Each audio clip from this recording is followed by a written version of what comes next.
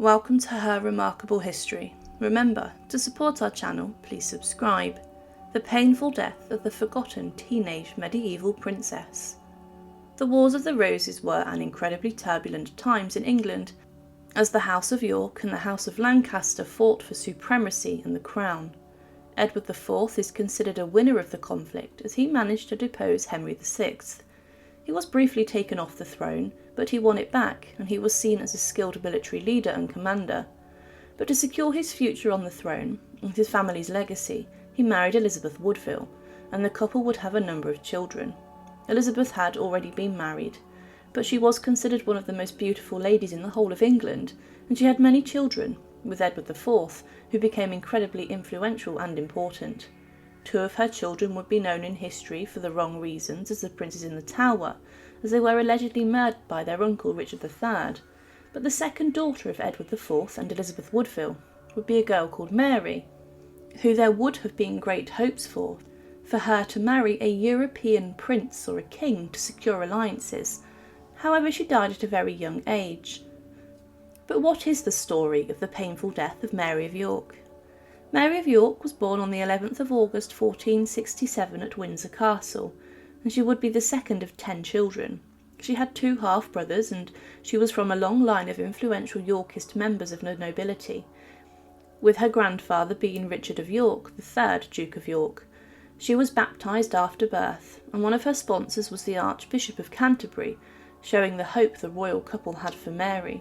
In 1467, the king gave Elizabeth Woodville the use of Sheen Palace in Surrey, and it was here where the royal nursery was based, and the king's children were raised. The tradition at the time was that royal children would be raised away from London, where disease such as the plague could easily spread, and they were kept away for their own safety. Mary was raised with her older sister Elizabeth, who was a year older, and their governess was Lady Margaret Berners. She received a generous salary of £100 a year for her role in raising the King and Queen's children, which today would be roughly around £75,000 a year. Inside of the royal nurseries, Mary spent most of her childhood, and she was given a number of servants and £400 a year for their needs and expenses. The princesses began to travel a lot with their mother and father, as they would visit them but also travel around England, with them staying in royal residences and palaces. Mary was schooled in religion, and she was expected to attend many different services as well as mark the Saint's Day. On these, Mary and her sister made offerings, and they were raised with a strong religious undertone. At times, the princesses were called to court, and they would be during state visits or festivals. They joined their mother's household when at court and would learn court life, for example what was expected of a lady and a princess, and they also learnt how to dance, sing and sew. It was deemed that this was necessary to prepare them for the role of being a queen, and the girls would dress in lavish clothing, and they were taught brilliant manners from an early age.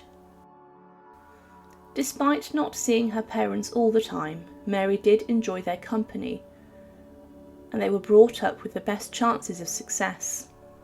The daily routine was similar also to what would later be set for the king's son Edward, who would become later Edward V, and one of the princes in the Tower.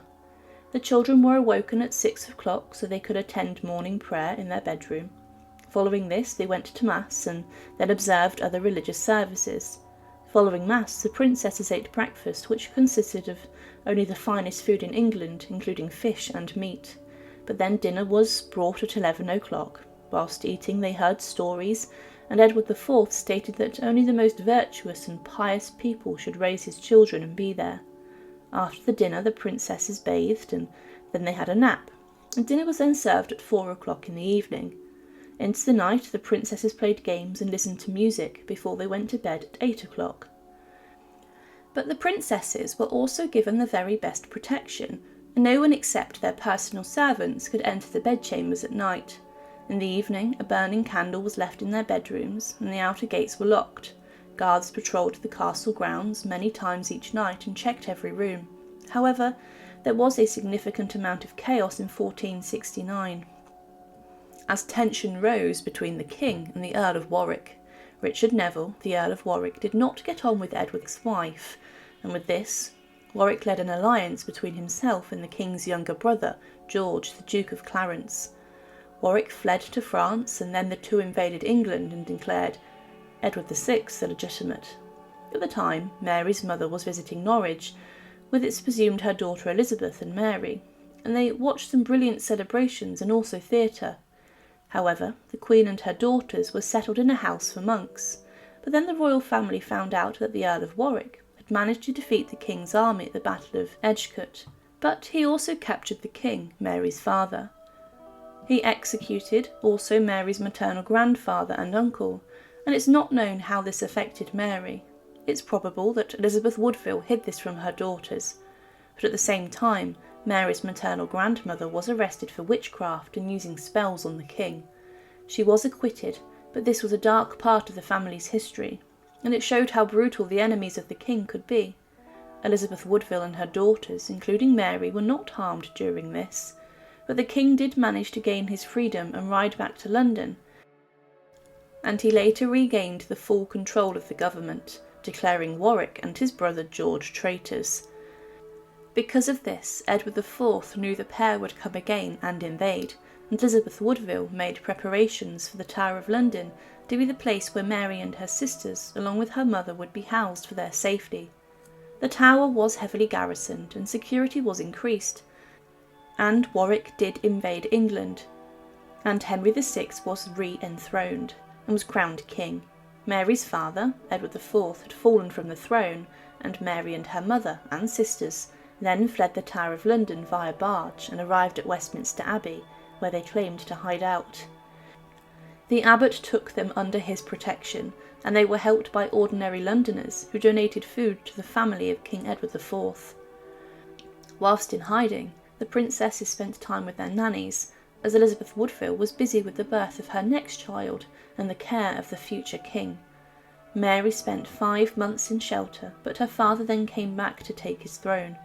The Earl of Warwick was killed at the Battle of Barnet, and Edward IV then routed the Lancastrian troops at the Battle of Tewkesbury. However, some Lancastrians sought to launch one final attack, as they fired on the Tower of London from the River Thames in a last-ditch attempt to restore Henry VI on the throne. Inside one of the towers that was hit was Mary and her family, and this attack was dealt with, and Henry VI was then killed whilst in the tower, as he was a prisoner of Mary's father. But at the end of 1474, Edward IV was planning to invade France, and he then signed a will which stated that Mary and her older sister were to have a dowry of 10,000 marks. This was on the condition that the princesses would be married to somebody agreed by their mother and their brother, the future king.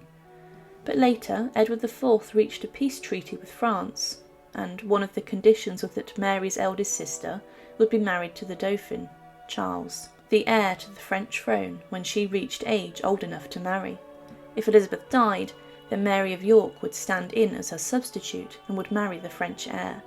But it's believed she was then, in 1481, betrothed to Frederick, the Duke of Holstein, and the youngest son of the Danish king Christian I. There are some sources that say a betrothal never occurred, and that marriage negotiations broke down, but at this time Mary of York began to become rather sick. She would in 1476 attend the reburial for the remains of her grandfather, the Duke of York, inside of Fotheringhay Castle. She also later attended the wedding of her younger brother, Richard the Duke of York, and she was even made a Lady of the Garter. However, at the end of 1481, Mary fell ill. It is possible that she may have caught the plague and then succumbed to this and died on the 23rd of May 1482, and she was just 14 when she died. She had lived through the Wars of the Roses and her father's fall from grace, but also rise again. However, at the Palace of Placentia, she died at a young age. Her remains were not embalmed, but were dressed in rich clothes, and many memorial services were held for her across England. Her coffin was taken in a huge procession to St George's Chapel at Windsor Castle, and she was buried in the south-eastern part of the chapel, next to Prince George, the third son of Edward IV and Elizabeth Woodville, who died in infancy. However, in 1789, over 300 years since the death of Mary of York, a worker who was carrying out repairs to the chapel accidentally discovered and opened the tomb of Edward IV and Elizabeth Woodville, but in a room opposite to the crypt were the two children's coffins, and it's believed one of these belonged to Mary. It was found she was wrapped in numerous folds of strong cerecloth, and she was then reburied in a small vault close to her parents. But in 1810, whilst places were being allocated for the family of King George III in the chapel, the remains of 2 more medieval children were found, and many believed that these well-preserved remains may also have belonged to Mary. So if this is in fact Mary of York, then it's not known whose remains were buried next to the grave of Edward IV and Elizabeth Woodville. But Mary of York was the tragic medieval princess who would have probably gone on to marry a very wealthy and powerful European prince or king, but at the age of 14 she died after succumbing to a serious illness. At the time, her father was busy negotiating a marriage for her. The death of Mary of York had a devastating impact on her parents, the king and queen, as they greatly mourned her. Today she is remembered as the forgotten medieval princess who died tragically at such a young age. Thank you for watching, and to support, please subscribe to Her Remarkable History. Thank you.